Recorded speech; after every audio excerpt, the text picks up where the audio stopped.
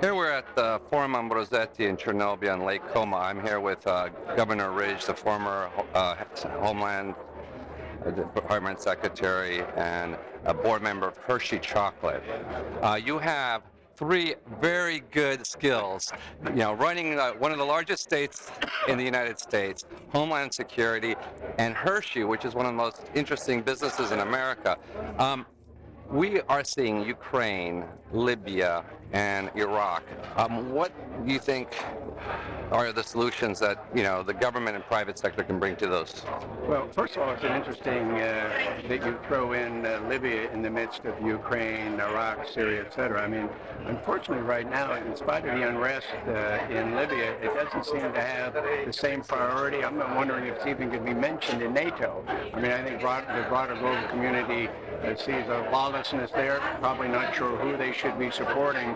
And for the time being, I think most of the world's attention is paid to Russian incursion. Nobody wants to call it an invasion, even though they sent 1,000 troops over into Ukraine, or we're talking about ISIS and the instability in the Middle East. So it's a much more troubled world than we've seen in a long, long time. And ISIS, in my judgment, at least for today, is a much more serious threat, potentially global threat, than even Al-Qaeda, although we cannot diminish the fact that Al-Qaeda still exists and they may have a different strategy and different tactics, but they're still very much a terrorist organization for which the broader global community needs to combat as well. Governor Ridge, I mean, you're a board member of Hershey. Hershey's a quite interesting, fascinating group. It has the Hershey Foundation, the school, has something like $5 billion in cash. It did transformational investments in pre-Castro Cuba. Is Hershey looking at doing something in something like Ukraine, where Poroshenko has Russian chocolate? He's looking to sell. Well, I would never tell you what the Hershey's business strategy might be.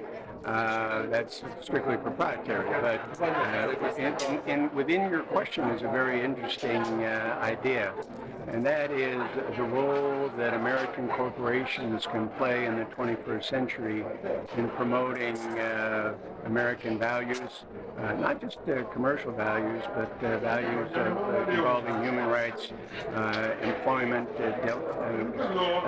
countering poverty and the like around the world. So I think one of the tools that America has at its disposal in the 21st century is the corporate community advancing its interests at the same time advancing America's interests and value system. So, and Hershey has certainly done that in Africa as it dealt with farmers in some of the major regions that they're dealing with the cocoa providers. Yeah, because I just interviewed the Prime Minister of Cote d'Ivoire and the Trade Minister was one of that, and we're going to be opening a bureau in Cote d'Ivoire for West Africa, and what they've asked us is bringing in small, medium-sized enterprises and everything in the non-natural resources.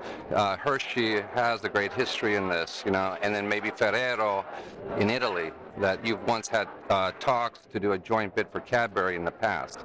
Well, you're obviously paying a great deal of attention to this wonderful, iconic corporation domiciled in Pennsylvania, which I'm a very proud board member, but I would say that Hershey has a significant presence in that part of the world and looks at all times to not only to expand its presence, but to build long-term relationships, not only with the political leaders in those 2 or 3 countries over there with which they're primarily involved, but also with the farmers and the grassroots small businesses that provide them their cocoa. Thank you. Thank you, sir. Great pleasure.